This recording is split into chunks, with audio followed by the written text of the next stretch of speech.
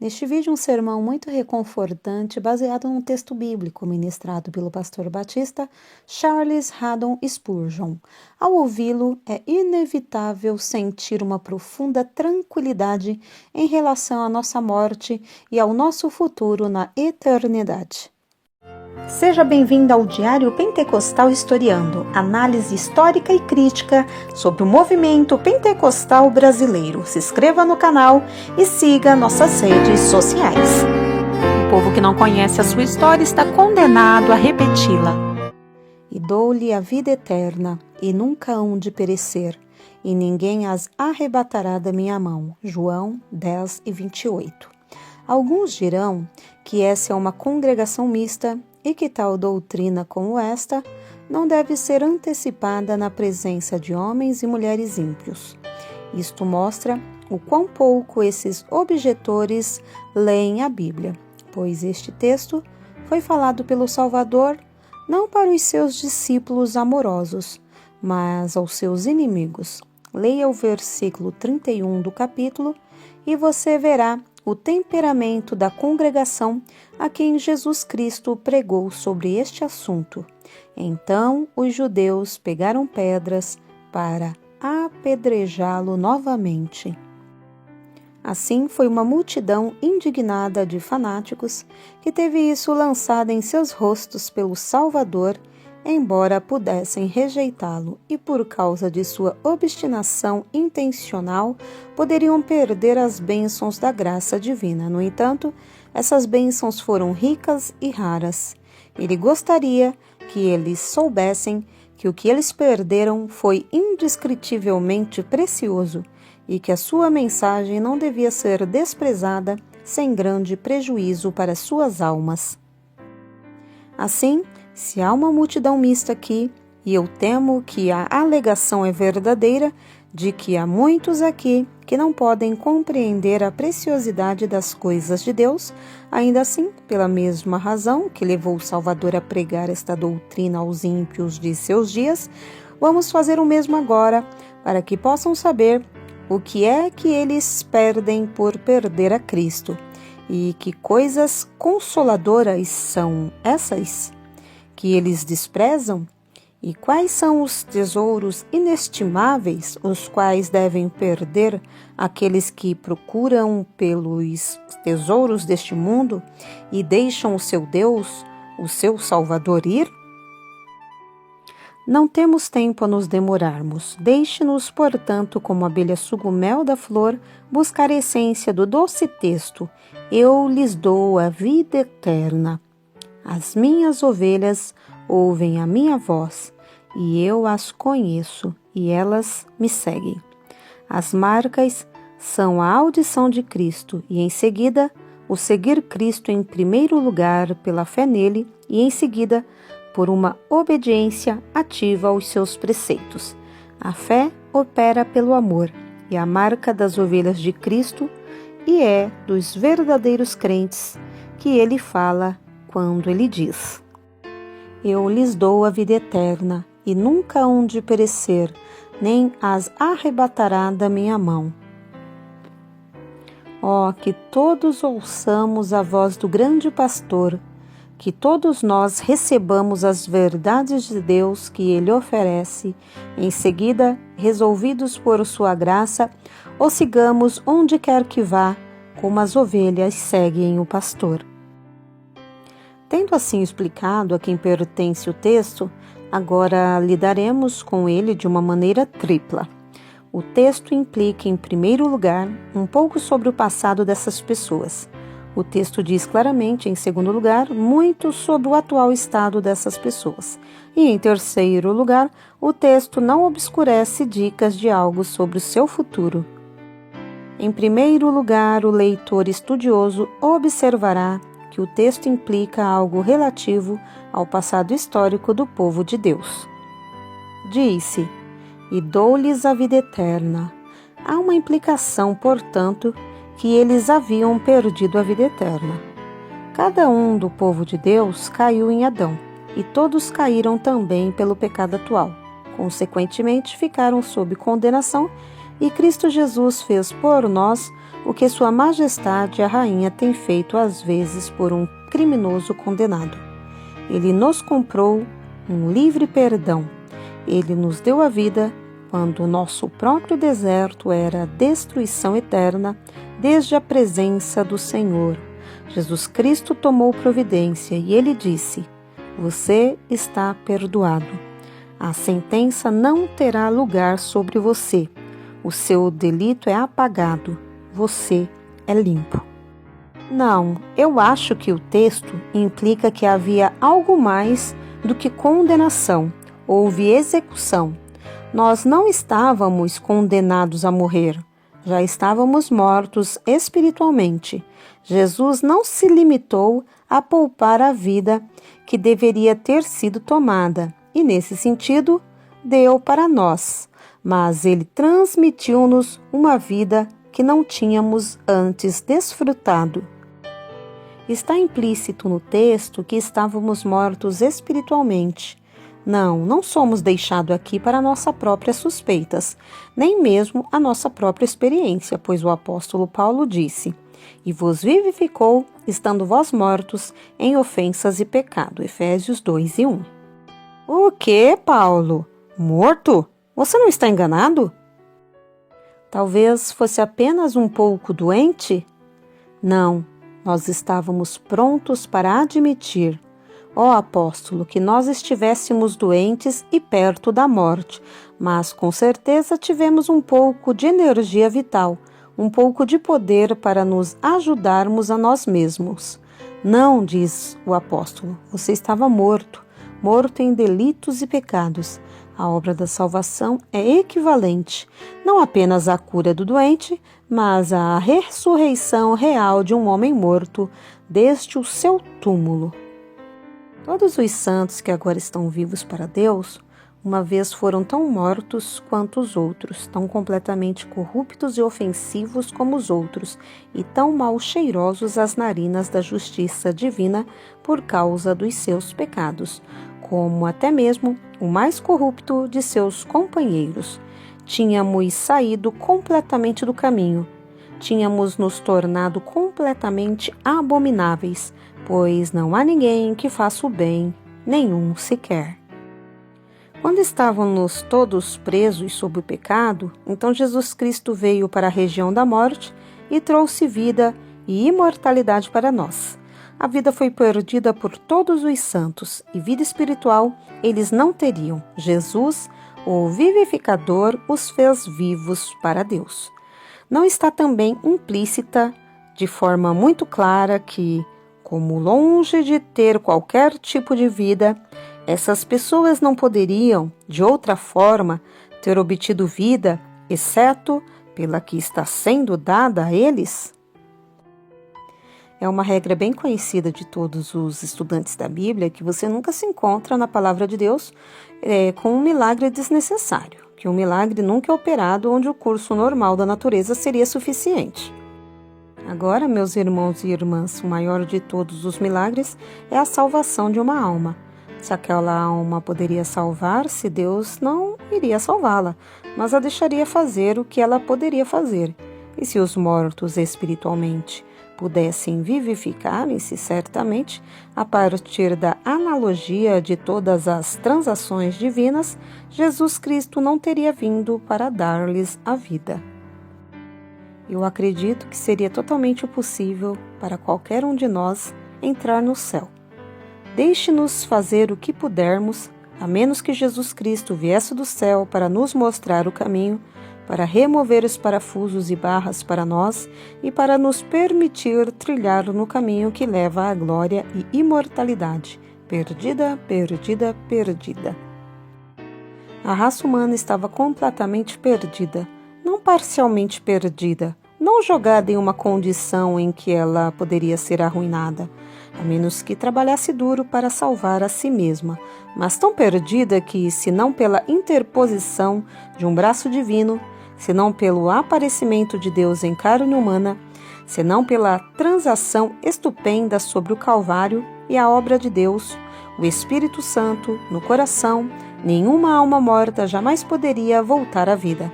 A vida eterna não seria o trabalho peculiar do Senhor Jesus se o homem tivesse um dedo nisto. Porém, o poder do homem é excluído e a graça divina reina. É evidente, visto no texto, por um pouco de pensamento, que a vida eterna não é o mérito de qualquer um do povo de Deus, pois é dito que ela nos é dada. Agora, um presente é exatamente o oposto do pagamento. O que um homem recebe como um presente, que ele certamente não merece. Se nos é dada, então ela não é mais uma dívida. Mas se é uma dívida, então ele não pode mais ser um dom. Nenhum de nós merece a vida eterna ou jamais a pode merecer. Mera vida mortal é um dom da misericórdia divina. Nós não merecemos isso. E como, pois, a vida eterna, de que fala o texto, é um presente muito alto para que os dedos do mérito humano tenham esperança de alcançá-la, se o homem trabalhasse sempre arduamente buscando-a, ainda que sobre o fundamento da lei, seria impossível para ele obtê-la. O homem merece nada além da morte, e a vida deve ser o dom gratuito de Deus. O salário do pecado é a morte, isto é, ela é obtida e adquirida como questão de dívida, mas o dom gratuito de Deus, o dom da livre graça de Deus, é a vida eterna. Agora, esta é uma doutrina muito humilhante, eu sei, mas é verdade, e eu quero que todos vocês sintam isto. Filhos de Deus, eu sei que vocês sentem. Você vê a caverna do poço de onde foram retirados? Você vê isso? Ou tem você cultivado o orgulho mais tarde? Esses seus bons sentimentos e orações, você os colocou como penas em seu chapéu? Eu oro para que você lembre-se de quem você era, você orgulhoso. Não se esqueça do monturo onde você cresceu uma vez. Lembre-se da imundícia da qual Deus tirou você. E em vez de estar escarlate com as vestes de orgulho, suas bochechas podem muito bem estar escarlates com um rubor. Oh, que Deus nos livre, de uma vez por todas, que nos vangloriemos, pois que glória temos em nós mesmos? O que temos que não tenhamos recebido? É claro também, a partir do texto, que aqueles que são agora justos pereceriam se não fosse por Cristo. Cristo diz: jamais perecerão. Promessas nunca são dadas como supérfluas. Há uma necessidade, portanto, para esta promessa. Havia um perigo solene, que cada um dos que estão agora salvos pereceriam eternamente. O pecado nos fez herdeiros da ira, como os outros. Então a Escritura nos diz: e justiça deveria esmagá-los com o restante, se a graça distintiva não houvesse impedido. Mesmo agora, é solenemente verdadeiro que não há nenhuma razão pela qual uma alma verdadeiramente justa não pereça, exceto que Cristo impede. Você está vivo, mas você não seria espiritualmente vivo por uma hora, a menos que o Espírito Santo continuasse a derramar sua energia vital em sua alma. Você será preservado, porém, note bem, afirma-se como uma promessa e, portanto, não é de todo uma questão de necessidade natural. À parte da graça divina, você está em um temeroso perigo de apostasia e provavelmente você tem medo de que, mesmo agora, como o apóstolo que temia depois de ter pregado aos outros que ele mesmo viesse a ser reprovado, um medo muito apropriado, um temor que muitas vezes virá sobre almas sinceras que sentem um zelo santo de si mesmas. Mas não precisa ter medo quando chegamos à promessa de Deus, pois se estamos realmente em Cristo, temos uma garantia de segurança, uma vez que as próprias palavras de Cristo são: eles nunca perecerão. A promessa certamente foi dada porque era necessária. Existe o perigo de perecer. Há 10.000 riscos de perecimento. Somente a onipotência em si mantém longe os dardos inflamados de Satanás. O bendito médico dá o antídoto, ou o veneno logo nos destruiria. Aquele que jura para nós trará em segurança para casa protegidos de 1000 inimigos que de outra forma operariam o nosso mal. Elas nunca perecerão. Também está explícito que, naturalmente, o povo de Deus tem 10.000 inimigos que os arrancariam das mãos de Cristo. Eles estavam uma vez na mão do inimigo, pois eles já foram dispostos escravos de Satanás. Tudo isso eles sabem, e tudo isso eles estão dispostos a reconhecer. Quisera Deus que alguns aqui sentissem a verdade daquilo que eu tenho dito. Os que se auto-justificam dirão: eu estou bem, eu faço o meu melhor, eu vou para um lugar de culto. Agora, alma, isso é certo o suficiente em si mesmo, mas se você se orgulhar disso, isso é uma evidência que você não conhece a Deus nem a si mesmo. Quando eu ouvi falar de alguns que se gabavam de que não sentiam pecado inato, eu desejei que eles lessem a história do fariseu e do publicano. Na reunião de oração de Fulton Street, um irmão pediu as orações dos crentes porque ele sentia demasiadamente a corrupção do seu próprio coração, as tentações de Satanás e especialmente a vileza natural de sua própria natureza. Um irmão levantou-se no lado oposto da sala e disse que ele agradeceu a Deus que esta não era a sua experiência. Ele não sentia qualquer tipo de corrupção e seu coração não foi depravado. O outro não respondeu, mas um amigo presente leu estas palavras. O fariseu, estando em pé, orava consigo desta maneira: ó Deus, graças te dou, porque não sou como os demais homens, roubadores, injustos e adúlteros, nem ainda como este publicano. Jejuo 2 vezes na semana e dou os dízimos de tudo quanto possuo. O publicano, porém, estando em pé, de longe, nem ainda queria levantar os olhos ao céu, mas batia no peito, dizendo: ó Deus, tem misericórdia de mim, pecador. Digo-vos que este desceu justificado para sua casa, e não aquele, porque qualquer que a si mesmo se exaltar será humilhado, e qualquer que a si mesmo se humilhar será exaltado. Lucas 18, do 11 ao 14. Um senso de pecado é um abençoado sinal tanto do perdão recebido quanto do perdão por vir. Aquele que diz que não tem pecado faz de Deus um mentiroso e a verdade não está nele. Aquele que não confessar seu pecado jamais será absolvido, mas quem com o coração quebrantado e tremente vai para o pé da cruz e deve encontrar perdão ali. É assim então o antigo estado dos herdeiros do céu. E agora, para mergulhar de uma só vez no assunto, o texto derrama uma inundação de luz ao estado atual de cada crente. Vamos ter que oferecer a você dicas em vez de uma longa exposição. Então, gentilmente, tomo a primeira frase que fala de um presente recebido. E dou-lhes a vida eterna. Este dom é, antes de tudo, a vida. Você fará uma estranha confusão da palavra de Deus se você confundir vida com existência, porque são coisas muito diferentes. Todos os homens existirão para sempre, mas muitos vão morar na morte eterna, pois eles não saberão absolutamente nada da vida.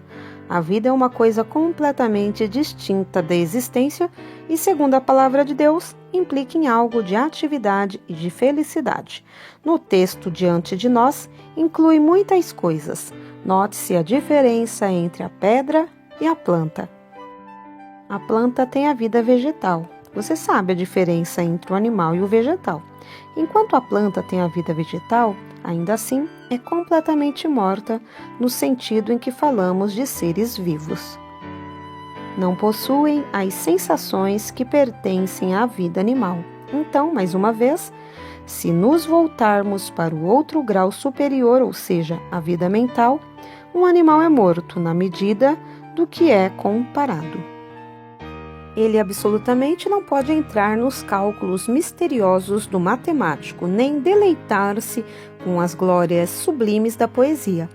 O animal não tem nada a ver com a vida da mente intelectual. Assim, para a vida mental, ele está morto. Agora, há um grau de vida que é maior do que a vida mental, uma vida mais elevada, completamente desconhecida para o filósofo, não postulada em Platão, nem mencionada por Aristóteles, mas entendida pelo menor dos filhos de Deus. É uma fase da vida chamada vida espiritual, uma nova forma de vida em completamente, que não pertence ao homem naturalmente, mas é dado a ele por Jesus Cristo. O primeiro homem, Adão, foi feito alma vivente, e todos os seus descendentes são feitos como ele. O segundo Adão é espírito vivificante, e até que sejamos feitos como o segundo Adão, não sabemos nada sobre a vida espiritual. Este nosso corpo é por natureza adaptado para uma vida anímica. O apóstolo diz-nos nesse maravilhoso capítulo em Coríntios que o corpo é semeado. O quê? Um corpo natural. O grego é um corpo animal, mas é ressuscitado. O quê? Um corpo espiritual. Há um corpo da alma e não há um corpo espiritual. Há um corpo adaptado para a vida inferior que pertence a todos os homens, uma mera existência mental, e não há de ser um corpo que pertence a todos aqueles que receberam a vida espiritual, que habitarão nesse corpo como a casca de seu espírito aperfeiçoado no céu. A vida que Jesus Cristo dá ao seu povo é a vida espiritual, portanto, é misteriosa. O vento assopra onde quer e ouves a sua voz, mas não sabes de onde vem nem para onde vai. Assim é todo aquele que é nascido do Espírito. João 3:8. Você que tem vida mental não pode explicar para o cavalo ou o cachorro o que ela é. Nem podemos nós, que temos vida espiritual, explicar para aqueles que não a têm o que ela é. Podemos dizer-lhes o que ela faz e quais são seus efeitos. Mas o que a centelha de fogo celestial pode ser, vocês mesmos não sabem, mas vocês estão conscientes de que ela está lá. É a vida espiritual que Jesus Cristo dá ao seu povo, mas é ainda mais, é vida divina. Esta vida é como a vida de Deus e, portanto, é elevada. Nós somos feitos, diz o apóstolo, participantes da natureza divina, 2 de Pedro 1:4. Gerados novamente por Deus o Pai. Não diz o apóstolo de semente corruptível, mas da incorruptível, 1 de Pedro 1:23. Nós não tornamos divinos, mas recebemos uma natureza que nos permite simpatizar com a divindade, para deliciar-se com os temas que envolvem a mente eterna e viver nos mesmos princípios que o Santíssimo Deus. Nós amamos porque Deus é amor. Começamos a ser santos, pois Deus é 3 vezes santo. Nós desejamos a perfeição porque Ele é perfeito. Temos prazer em fazer o bem porque Deus é bom. Entramos em uma nova atmosfera. Passamos da velha série de meras faculdades mentais. Nossas faculdades espirituais nos fazem semelhantes a Deus. Façamos, disse ele, o homem à nossa imagem, conforme a nossa semelhança. Gênesis 1:26. Essa imagem Adão perdeu. Essa imagem Cristo restaura e nos dá a vida que Adão perdeu no dia em que ele pecou, quando Deus disse-lhe: no dia em que dela comeres, certamente morrerás. Nesse sentido, ele morreu. A sentença não foi adiada. Ele morreu espiritualmente logo que ele tocou o fruto. E esta vida, há muito tempo perdida, Jesus Cristo restaura a toda alma que crê nele. Esta vida você reunirá a partir de minhas observações. É a vida celestial, é a mesma vida que se expande e se desenvolve no céu. O cristão não morre. O que o Salvador disse? E todo aquele que vive e crê em mim nunca morrerá. Crês tu isto? João 11:26. A vida mental não morre? Sim. A mera vida animal não morre? Sim. Mas não a vida espiritual. É a mesma vida aqui, a que será lá, só que agora é pouco desenvolvida e a corrupção impede a sua ação. Irmãos e irmãs, ninguém de nós deve ir para o céu como a carne e o sangue, mas somente assim que ela é subjugada, elevada, mudada e aperfeiçoada pela influência da vida do Espírito. Não sabeis que a carne e o sangue não podem herdar o reino de Deus, nem a corrupção herdar a incorrupção? 1 Coríntios 15:50. Então, o que é o eu? O eu mesmo que deve entrar no céu?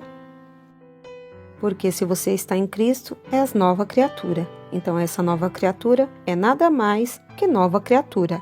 A própria vida que você viveu aqui no tabernáculo, a própria vida que brotou e floresceu no jardim da comunhão com Deus, essa vida que o levou a visitar os doentes e vestir os nus e alimentar os famintos, essa vida que fez lágrimas de arrependimento escorrerem de seu rosto, essa vida que lhe motivou a crer em Jesus, esta é a vida que irá para o céu. E se você não tem isso, então você não possui a vida do céu, e as almas dos mortos não podem entrar lá. Só os homens vivos podem entrar na terra dos viventes. E assim, como trouxemos a imagem do terreno, assim traremos também a imagem do celestial. 1 Coríntios 15:49. Mesmo agora, os suspiros da vida celestial pulsam dentro de nós. Acho que também pode ser inferido a partir de tudo isso que a vida que Cristo dá a seu povo é uma vida enérgica. Se a vida espiritual é derramada em um homem, levanta-o acima do seu estado anterior, o eleva para fora do alcance da compreensão meramente carnal. Ele próprio não é discernido por ninguém, porque já estáis mortos, e a vossa vida está escondida com Cristo em Deus. Colossenses 13:3. Você não pode esperar que o mundo entenda essa nova vida. É uma coisa escondida. Será um mistério para vocês mesmos, uma maravilha para seus próprios corações. Mas, ó, quão ativa será! Ela lutará com os seus pecados e não ficará satisfeita até que os mate. Se você me disser que você nunca tem um conflito interno, eu digo a você que eu não consigo entender como você pode ter a vida divina, pois ela é a certeza de entrar em conflito imediatamente com a velha natureza, e haverá conflito perpétuo. O homem torna-se um novo homem em casa, sua esposa e família notam. Ele é um homem diferente no mundo dos negócios. Ele é um homem completamente mudado, quer vocês o vejam em conexão com os seus semelhantes ou com o seu Deus. Ele é uma nova criatura. Ele sente que a vida nova e maravilhosa que foi implantada nele o fez de uma raça diferente do rebanho comum. E ele caminha entre os filhos dos homens que sentem que ele é um alienígena e um estranho. Amados, agora somos filhos de Deus e ainda não é manifestado o que havemos de ser, mas sabemos que, quando ele se manifestar, seremos semelhantes a ele, porque assim como é, o veremos. 1 João 3:2. Eu gostaria que houvesse mais tempo para descrever a vida interior, mas isso deve ser suficiente para indicar a bênção que Jesus dá ao crente pela obra do Espírito Santo. Há uma palavra no texto, o que o qualifica. Eu dou-lhes a vida eterna. Eterna significa sem fim. Se Cristo põe a vida de Deus em um homem, esta vida não pode ser tirada. Ele não pode morrer. Isso seria impossível. Quando eu ouço alguém dizer que você pode ser um filho de Deus hoje, mas que na próxima semana poderá encontrar-se sendo um filho do diabo, eu supunha que a palavra eterno, segundo ele, só poderia significar 5 ou 6 dias, mas de acordo com o dicionário que eu uso, de acordo com a mente do espírito, eterno significa sem fim. Se então um homem diz: eu tinha vida espiritual uma vez, mas não a possuo agora, é claro que tanto ele está totalmente equivocado, quanto ele nunca teve nada disso. Se Jesus tivesse dito: eu lhes dou a vida que terá a duração de 7 anos, mas que talvez possa acabar ou ser perdida sob a tentação, eu poderia entender um homem dizendo que ele havia caído da graça. Mas se é vida eterna, então deve ser eterna, não há fim para ela. Ela tem que continuar. A mera existência da alma, acreditamos, será interminável, mas não será nenhuma dádiva ao ímpio que será assim. Não é por Cristo que é nos dada a mera imortalidade da existência, pois isso será uma horrenda maldição para alguns homens. Almas perdidas ficariam felizes o suficiente se elas pudessem se livrar de sua existência imortal. Mas Cristo dá uma vida eterna, santa, uma vida feliz, que é infinitamente mais do que a existência. Existência pode ser uma maldição, mas a vida é uma bênção. Esta vida começa aqui. Eu dou-lhes, diferente de eu darei, mas dou. Não eu vou dar a eles quando eles morrem, mas eu dou-lhes aqui. Eu lhes dou a vida eterna. Agora, meu ouvinte, ou você tem vida eterna nesta noite, ou você ainda está em morte. Se você não a tiver recebido, você está morto em delitos e pecados, e seu destino será terrível. Mas se Deus te deu vida eterna, não tema as hostes em torno do inferno, nem as tentações do mundo, pois o Deus eterno é o teu refúgio, e debaixo de ti estão os braços eternos. Esta vida é dada como um dom gratuito a cada um do povo do Senhor, e é concedida pelo Senhor e por ninguém mais. Voltemo-nos agora para a segunda parte da bênção. Aqui, a preservação é assegurada. Elas nunca perecerão. Alguns senhores que não podem suportar a doutrina da perseverança final conseguem escapar da próxima frase: e ninguém as arrebatará da minha mão, e sugerem, mas eles podem permanecer por si próprios. Não, não, não, porque o texto diz: e nunca hão de perecer. Nossa presente sentença, a que temos agora em mãos, deixa de lado todas as suposições de todos os tipos sobre o perecimento de uma das ovelhas de Cristo. E nunca hão de perecer. Tome cada palavra, e nunca hão de perecer. Alguns dos seus conceitos podem perecer. Alguns de seus confortos podem. Algumas de suas experiências podem, mas elas jamais perecerão. Aquilo que é a essência do homem, a sua verdadeira alma, a sua natureza interior renovada, não será jamais destruída. Veja a seguir. Cristão, você pode ser privado de 1000 coisas sem qualquer violação da promessa. A promessa não é de que o navio não deve afundar, mas que os passageiros devem chegar à costa. A promessa não é que a casa não será queimada. A promessa é que vocês que estão na casa escaparão e nunca hão de perecer. Pegue outro termo, e nunca hão de perecer. Eles devem ir muito perto disto, talvez. Eles podem perder as suas alegrias e os seus confortos, mas jamais perecerão. A vida neles jamais morrerá de fome, nem será derrotada, nem expulsa. Se você uma vez colocou o fermento em um pedaço de pão, você não pode tirá-lo. Você pode fervê-lo, você pode fritá-lo, você pode assá-lo, você pode fazer o que quiser com ele, mas o fermento está nele e você não pode tirá-lo. Coloque a sua alma saturada com a graça de Deus e você nunca pode erradicá-la. O próprio homem jamais perecerá. Ele pode pensar que será. O diabo pode dizer que ele será. Seus confortos podem ser retirados. Ele pode ir para o seu leito de morte cheio de dúvidas e medos sobre si mesmo, mas ele nunca perecerá. Agora, isto é também verdade ou não é? Você acha que não é verdade? Diga ao Senhor então, mas eu acredito que é um fato muito certo e infalível, porque o Senhor o diz. Eu não sei como é que eles não se perdem, é uma coisa maravilhosa, mas então é tudo uma maravilha ao longo do princípio ao fim. Agora pegue a palavra nunca. Nós mostramos quanto tempo a preservação perdura e nunca hão de perecer. Bem, mas se deveriam viver para ser muito velhos e deverão então cair em pecado? E nunca hão de perecer. Oh, mas talvez eles poderão ser agredidos em bairros onde menos esperam, ou eles podem ser vencidos pela tentação.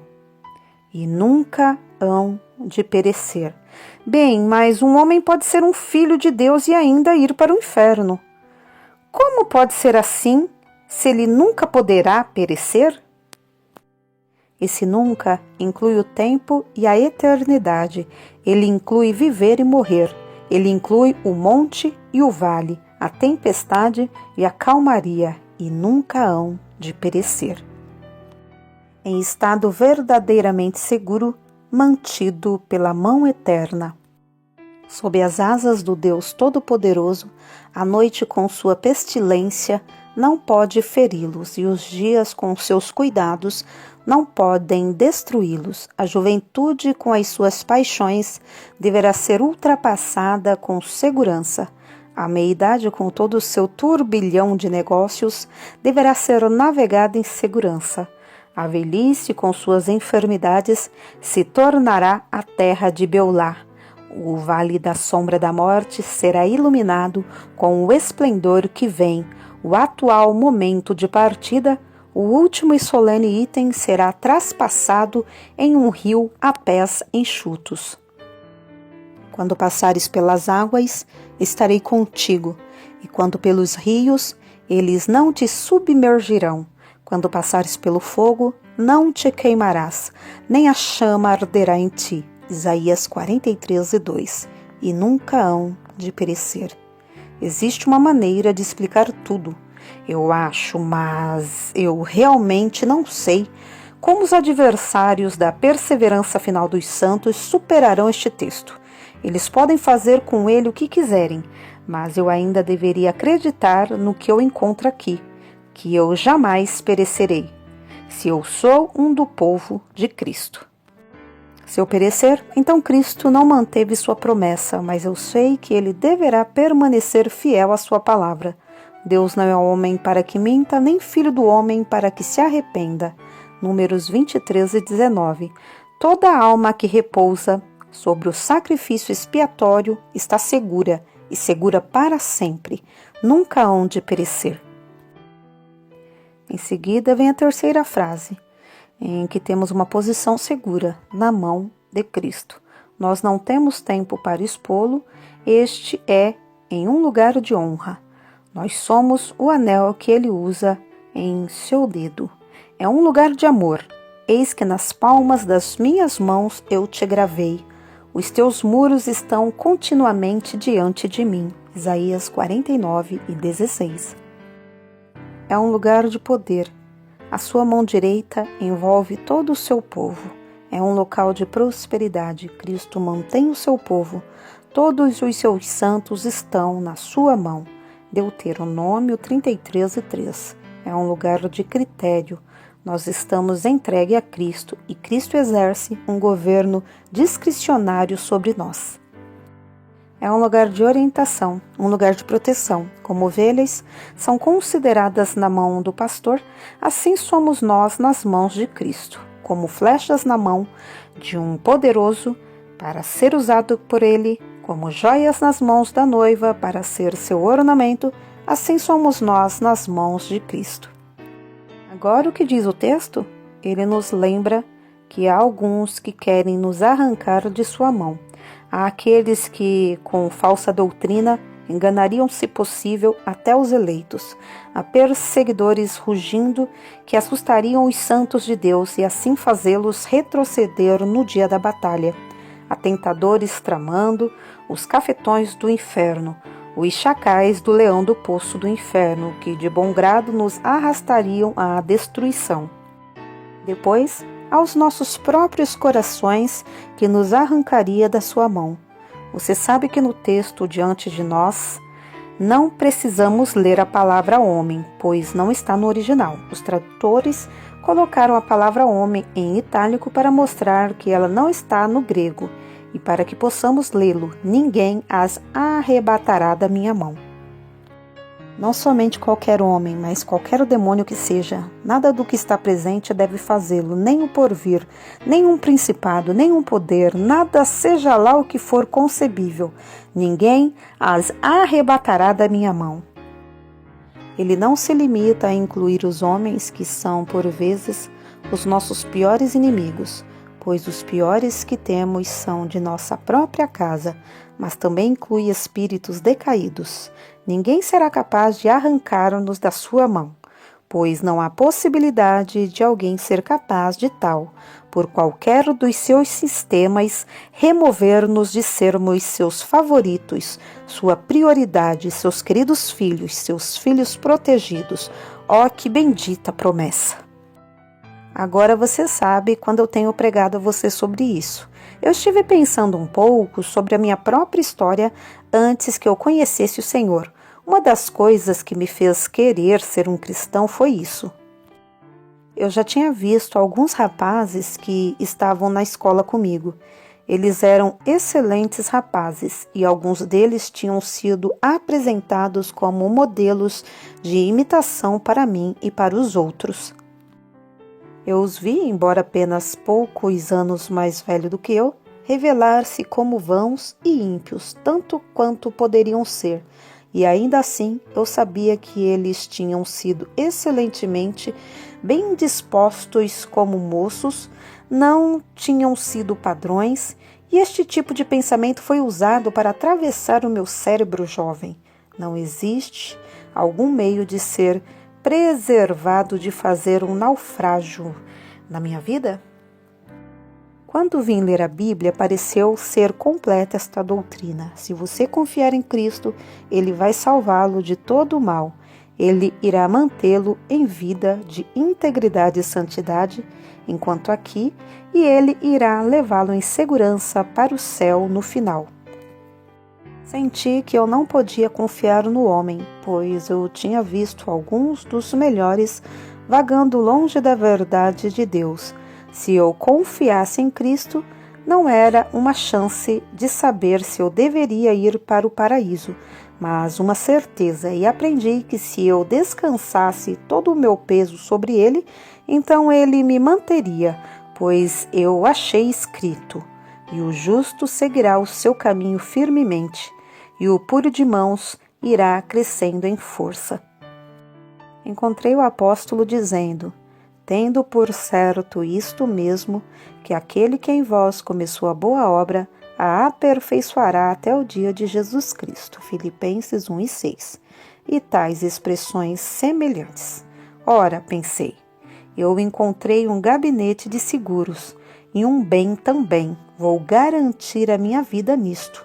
Eu vou para Jesus como eu sou, porque Ele me ordena, eu confiarei a mim a Ele. Se eu tivesse escutado a teoria arminiana, eu não teria sido convertido, pois nunca teve encantos para mim. O Salvador que lança fora o seu povo, um Deus que deixa que seus filhos pereçam, não era digno de minha adoração, e uma salvação que não salva definitivamente não vale a pena pregar nem ouvir. Quando eu fico aqui e digo para essa multidão reunida: confie em meu Mestre, creia nele, e isto não é matéria de questão como saber se você será salvo, pois ele disse que aquele que crer e for batizado, será salvo. Marcos 16:16. Quando eu digo isso, eu sinto que eu tenho algo a dizer que vale a pena ouvir. Meu caro ouvinte, com um novo coração e um espírito reto, você será um novo homem. Como você está agora. Se você tivesse que ser perdoado hoje, você seria condenado amanhã, pois as tendências de sua natureza vos querem enganar. Mas se Deus colocar uma nova natureza em você, sua velha natureza não deve ser capaz de controlá-lo. O novo princípio imortal deverá obter o domínio. Você será impedido de pecar. Você deverá ser preservado em santidade e você terá que chorar sobre sua imperfeição. Mas você sentirá que você tem a própria vida de Deus em você, embora você perceberá que você não é perfeito, porém ainda assim você gostaria que fosse, e este querer, assim, será um sinal da graça divina em sua alma, e esses desejos e vontades continuarão encerrando mais e mais forte, até que, depois de ter dominado o pecado pelo poder do Espírito Santo, o dia virá em que este corpo será abandonado e a nova vida, desafogada dos trapos vis que ela foi obrigada a vestir quando ela estava aqui, deverá saltar em sua existência desencarnada em perfeição e em seguida deverá esperar o som da trombeta e o próprio corpo purificado e feito apto para a vida nova e mais elevada será novamente habitado. E assim o corpo e a alma, libertos de todo pecado, serão um testemunho eterno da promessa de Cristo, pois aqueles que descansam nele têm a vida eterna e nunca hão de perecer, ninguém os arrebatará da sua mão. Eu tenho antecipado o último ponto quanto às perspectivas do meu texto para o futuro. Se Deus te deu a vida eterna, esta compreende todo o futuro. Sua existência espiritual prosperará quando os impérios e reinos decaírem. Sua vida viverá quando o coração deste grande mundo deverá esfriar, quando o pulso do grande mar deixará de bater, quando o olho do sol brilhante deverá escurecer com a idade. Você possui a vida eterna. Quando, como uma espuma momentânea que se funde com a onda que a carrega, todo o universo deverá passar e deixará nada mais que um naufrágio para trás. Tudo estará bem com você, pois você tem a vida eterna, você tem uma existência que vai correr em paralelo com a existência da deidade, vida eterna. Ó, que uma avenida de glória é aberta por essas palavras, vida eterna. Porque eu vivo, disse Cristo, vós vivereis. Enquanto houver um Cristo, haverá uma alma feliz, e você será a alma feliz. Enquanto houver um Deus, haverá uma existência beatificada, e você deverá desfrutar dessa existência, pois Jesus lhe dá a vida eterna.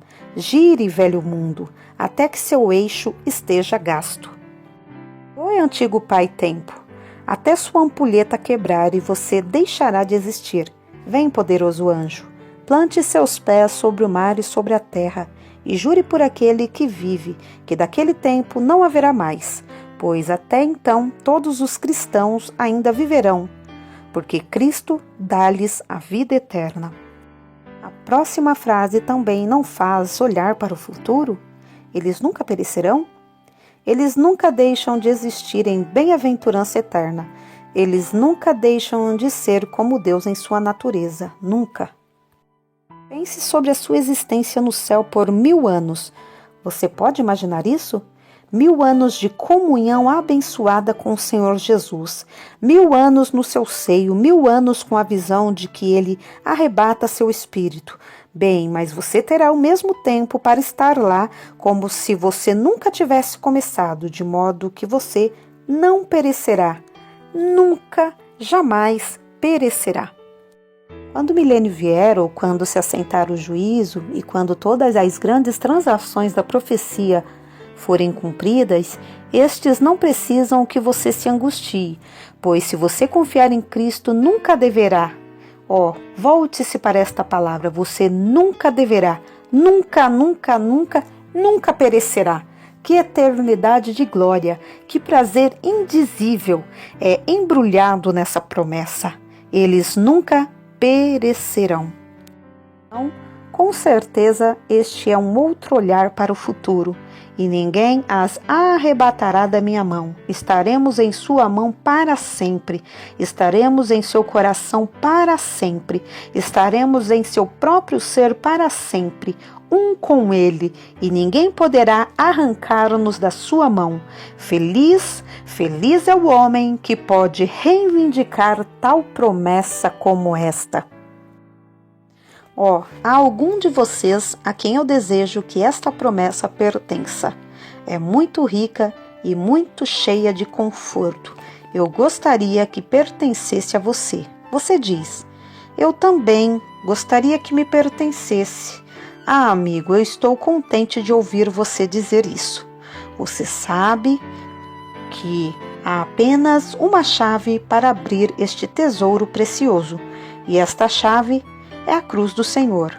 Ele salva você. Você pode confiar nele?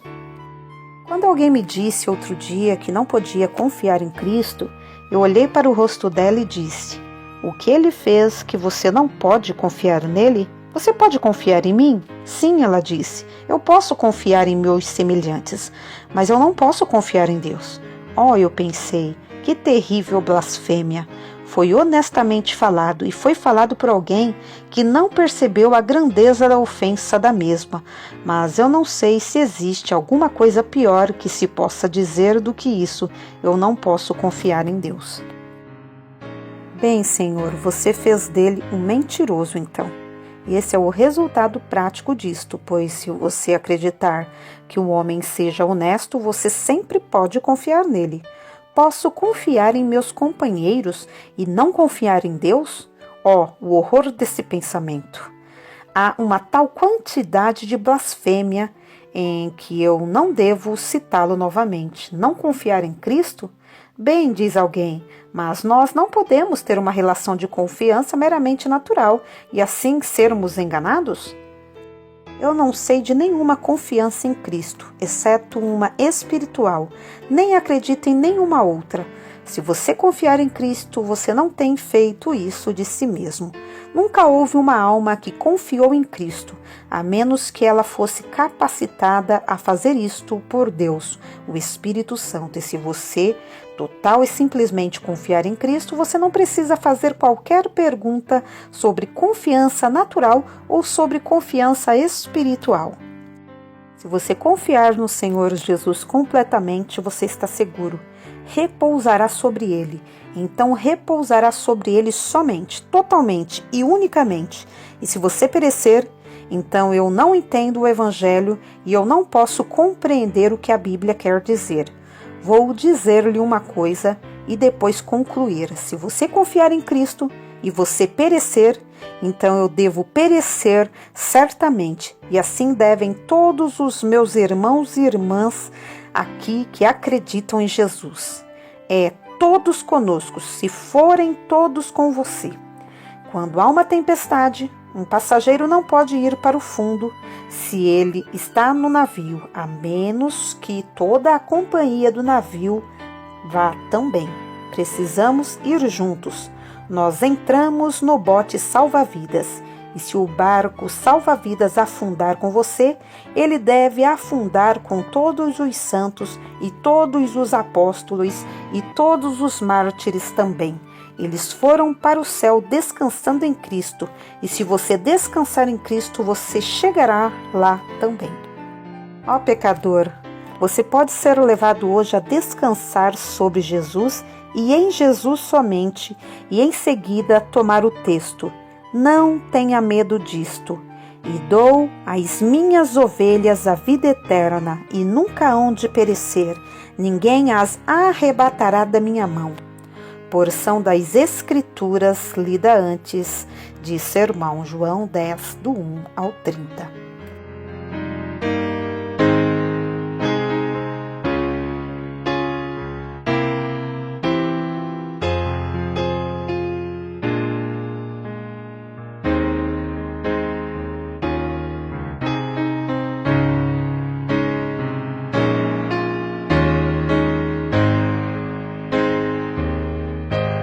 Nada podemos contra a verdade, senão pela verdade. Segunda carta aos Coríntios 13 e 8.